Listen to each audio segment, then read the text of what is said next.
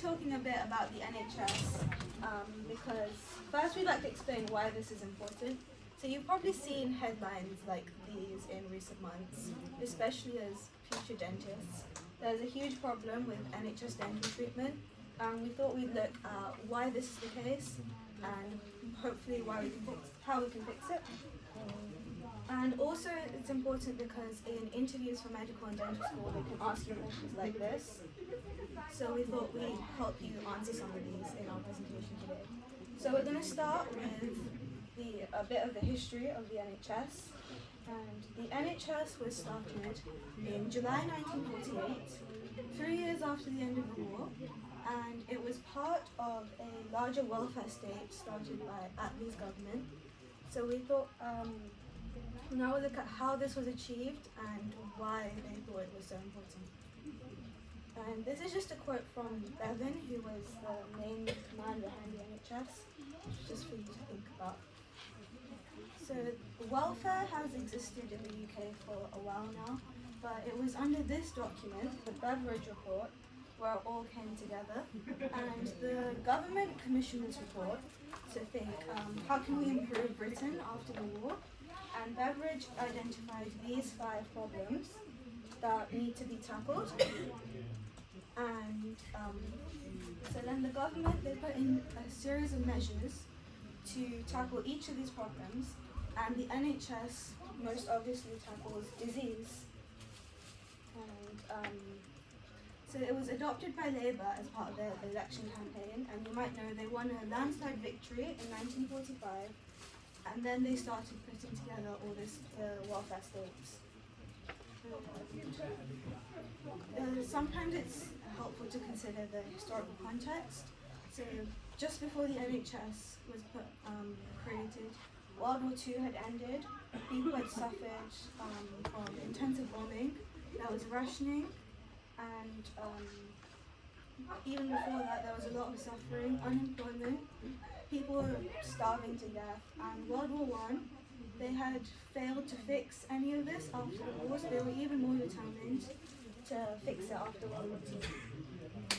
But the 2 main problems with putting together the welfare state, and specifically the NHS, was firstly the money, where they would get this money from, because obviously the war was super expensive and they were in debt and they didn't really have an awful lot of money. So they borrowed a lot of money from America, and they were given a lot of money as voluntary aid, so they spent some of that. And but the welfare state was not actually meant to cost that much, because the idea was that they would take money from people and they would reinvest it into these services. So it was basically this idea of redistribution of wealth, which is something the NHS has strayed from in recent years. And they introduced the National Insurance Act 1946, which put some money towards that. And then the other big problem, which was arguably an even bigger obstacle, was the doctors. Because people, traditionally doctors have been quite independent, and this is not just doctors, this is like GPs, nurses, dentists, opticians, all of these professionals. They've traditionally been quite independent, they consider themselves academics. So there was this question of, do they want to work for the state? Obviously they would get paid less under the state, under the government, and so they had to offer real financial incentives and really reassure people that this wouldn't be a problem. But this is something we've sort of gone back on, because obviously being paid enough under the NHS is a problem, and it's still true that doctors would earn more privately. This is just a note on funding.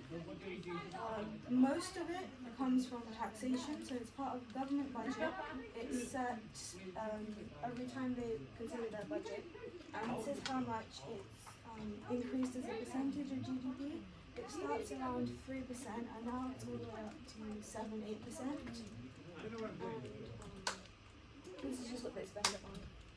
So the original structure of the NHS was you would sign on with your local doctor, your GP, and then through them you'd be able to access all the other services. You could see a dentist, you could go to the hospital and get all your drugs and everything. And by the time it started, 75% of the population were registered with their local doctor. So that's quite a big uptake. And since 1948, there's been various changes to the structure of the NHS. There's been so many, we couldn't really include them all, but these are just some of them. And we'll talk about, some of them are more positive, like the mass vaccination program. That really helped to reduce cases of polio and other such diseases. And there's some, like this 2012 Act or the internal market, that haven't been so positive. So I just talk a bit about that. The internal market was essentially Margaret Thatcher's idea, and by the 80s, 90s, there were concerns about a decline in care that the NHS were provided. So then the idea was that by introducing competition in the NHS system, they'd be able to improve the quality of care. So previously, on the 1948 system, the state provides everyone with healthcare. Then after this reform, the state and the NHS become a purchaser of healthcare, and they purchase healthcare from service providers. That can be hospitals and various other providers. And GPs also become purchasers instead of providers. And the idea is that the providers will compete amongst themselves because they want to aim to generate the most money they can. So then they'll do that by providing the best quality care. And theoretically, it's a good idea that competition should stimulate improvement in care. But there's a number of problems with this. And the problems are becoming especially evident in 2012 because the system's opened up to commercial providers, and these are big international companies, and they obviously have much more money than the NHS government-funded providers. So then they pick profitable services. So instead of the goal being providing the best possible care, the goal is who can make the most profit, which obviously means that patients ultimately suffer. And this is diagrams just to explain how the structure has changed. The original structure is just the Secretary of State, and they delegate their power down, and it's split by geographical area. It's very simple. Everyone gets included, and the fund flow is also very clear. The Secretary of State for Health is in charge of all the money, and he can split it up between these other centres as he sees fit, and they spend it on the services. But now the model is more complicated, become fragmented, and because of that there's a lot of overlap in treatments. Things get missed out, there's miscommunication, which obviously results in poorer service. And I think Yadhavi's going to talk a bit more about the current structure.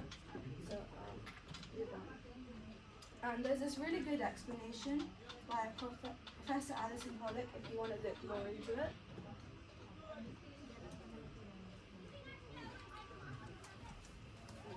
Hi everyone, I'm going to talk to you a bit about the most relevant aspects of the NHS currently. And just as a disclaimer, I have researched this information, so it might not be 100% accurate, but so when you're looking at the NHS structure, it's really complex, but there are loads of terms that you probably aren't clear on. So I'm just going to try and define some of them for you. So the Department for Health is the government department that's responsible for organising the funding for the NHS, and also sets out the aims that the NHS must achieve within that year, and that's published in a document called the NHS Mandate. NHS England is the umbrella body that ensures the effective system of something called a CCG, and CCGs are clinical commissioning groups. They're made up of hospitals and services and are restricted to small geographical areas. NHS Foundation Trusts provide care that these clinical commissioning groups commission, and a good example that I'm sure you all know is Frimley Health NHS Foundation Trust. And Health Education England is responsible for training and educating the NHS workforce. The National Institute for Health and Care Excellence is what evaluates the evidence behind currently used treatments, and clinical commissioning groups are legally obligated to make funding available for any treatments that this institute commissions. And the Care Quality Commission is basically the Ofsted, but for places like hospitals, care homes, general practices, things like that. And then these are kind of new. So integrated care systems are, they bring together NHS providers, local authorities, and plan on how they'll deliver care based on the local population and community. And primary care networks, they're made up of GPs, community, mental health, pharmacy, hospital, and voluntary services. And again, they focus more on communities. So now I want to talk a bit about some of the most recent challenges that the NHS has faced. So one of them is Brexit, and I'm not going to talk too much about it, but the biggest problem that came with Brexit was a reduction in the number of staff in the NHS. So there was actually a 28% decrease in nurses and health visitors on the UK register from what's called the European Economic Area, and that's just an area of Europe where workers, goods and services can move freely. So now because of Brexit, it's harder to get workers from there, so staff numbers are decreasing further. So this graph actually suggests that if we didn't have Brexit and we could still have workers from these areas, we'd have about 4,000 more doctors. And the second thing is COVID. So even before COVID, the NHS was facing problems like understaffing, a lack of beds, and also underinvestment. So the pandemic not only had a negative impact, but it exacerbated an already desperate situation. So one problem was a further decrease in staff numbers. So things like isolation and absence due to illness meant that many workers couldn't come in and do their jobs. So retired doctors were actually asked to come back. And just like as a testament to how under pressure the NHS was, 33% of doctors who had been redeployed said they didn't receive an induction, and 32% didn't even receive training, so it was just come back and get going. Also, medical students were allowed to join health services early, and things like the NHS Nightingale Hospital, so these were temporary hospitals, and they were set up to accommodate the increase in patients. One of the biggest changes to healthcare was in primary healthcare. So a lot of GPs moved some of their consultations online, and even today, 4 years later, a lot of them still do. So now I want to look at some of the more current problems that the NHS faces. So again, those include a lack of facilities, a lack of funding, and staff shortages or understaffing. And I'm going to talk a bit about understaffing because, in my opinion, I feel like that's one of the biggest problems they face. So when do NHS workers leave? In medical school, the dropout rate is very low, so less than 1% of full-time students left within a year of starting their degree in 2019 and 2020. And then again, during foundation programs, so that's FY1 and FY2, very few doctors leave, but many intend to leave upon completion, so that's probably because you can't really work abroad until you've finished your foundation program and medical school. And then in specialty training, 1 in 12 doctors left in 2016, so that's one of the highest rates, and you can see how it differs by UK country. And then every year around 3% of qualified UK doctors leave the UK medical system, and that's over twice as high for SAS doctors, so that's doctors who have had at least 4 years of postgraduate medical training. So we can look at some of the reasons why NHS workers leave. So according to this graph, some common reasons are parental leave, childcare, other caring responsibility, and burnout, work-related stress. So that is actually the most highly voted reason. And here, it's dissatisfaction with work. I'm not sure you can read it. So from these two most prevalent reasons, it's clear that the working conditions just aren't acceptable because a lot of workers are facing burnout and they're just not happy with their work. So I'm sure these pictures look a bit familiar from NHS strikes, and there are actually quite a few appalling statistics and quotes.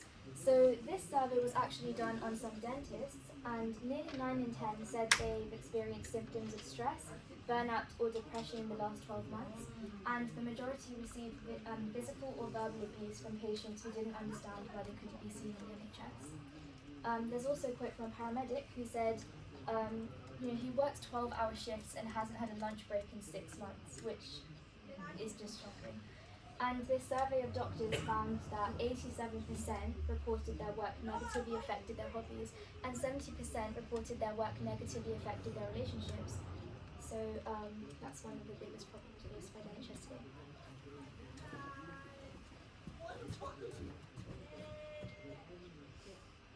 So for the future of the NHS is inevitably going to remain for the foreseeable future. Politicians fear getting rid of the NHS as it means losing the support of the British public, and obviously they don't want to do that.